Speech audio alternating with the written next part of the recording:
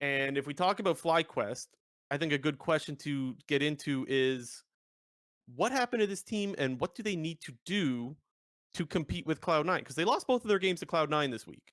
hmm I think I can't remember once again if it was last week or the week before, but when we were discussing FlyQuest, to me it just feels like their gameplay has just become a bit vanilla. It's Mhm. just we play Impact plays tank, Speaka plays facilitator jungler, Vicula's playing some form of a carry, and then Prince is playing the carry, and he's getting supported by whatever support is in there. So I guess when you compare FlyQuest to Cloud9, if we want to say what can or what can FlyQuest improve upon to beat Cloud9, it's just the ability to play through other lanes. Because Yeah. when we look at a team like Cloud9, we just we finished it off by talking about how insane Berserker is, and probably one of the biggest 1v9 performances we've seen this split, apart from the other 14-0 games from Prince and Double if we've seen. But MNS, ever since he joined the roster, he's been carrying a bunch of games. People, may have forgotten that Fudge was probably the reason why Cloud9 was as good as they were at the beginning of the split, being the guy who was picking carry champions into the Cassante, just absolutely popping off on, Jax, Fiora, the Cassante himself. And when you look at the majority of other teams in the league, it doesn't feel like they have those many or as many opportunities to win the game elsewhere apart from one specific role or one specific style. Yeah, I remember talking about Cloud9 last week saying that they could win through anywhere and that the other teams don't exactly feel that way. The one thing is I will say FlyQuest, although it's pretty damn clear that Prince is their best win condition as far as where you want to put resources, we have seen games from Vikla where he absolutely pops off. It does happen. He's just a little hit or miss. And so I guess when I'm looking for some improvement, I'm looking at some more consistency out of Vikla because he has had some int games, even though he's had some carry games. I think his Ari's pretty damn good for the most part.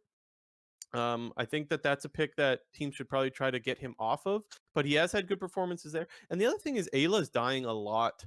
And God, we said like last week or 2 weeks ago that he's kind of the scapegoat, and even if he is, because there's other players on the team that can perform better, it's still very obvious that Ayla is not looking all that great right now and is dying quite a bit.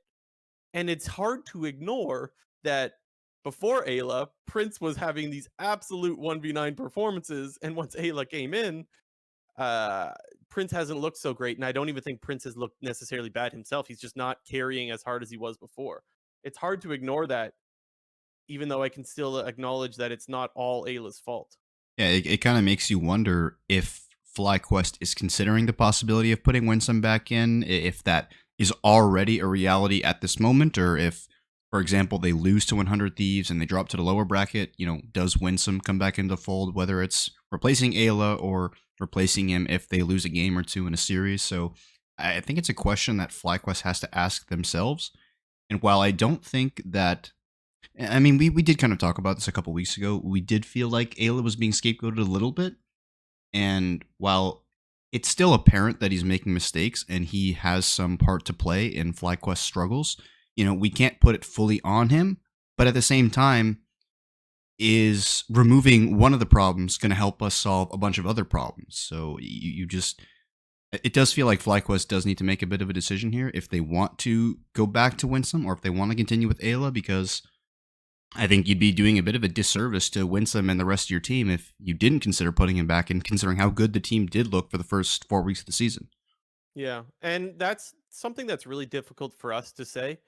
Um, I think that is just I will be fine with no matter which support they put in. They have way more info than we do, right? Like 9 games out of Winsome is not enough for me to say for sure that if he was in right now, everything would be going fine because like I said, even Vikla hasn't exactly been the most clean in the second half of the season. So like that's part of the problem as well. And I think you could be the scapegoat. Like people could be scapegoating Ayla, but he could also still be part of the problem. Those are two things that could be Yeah. happening at the same time. Mhm.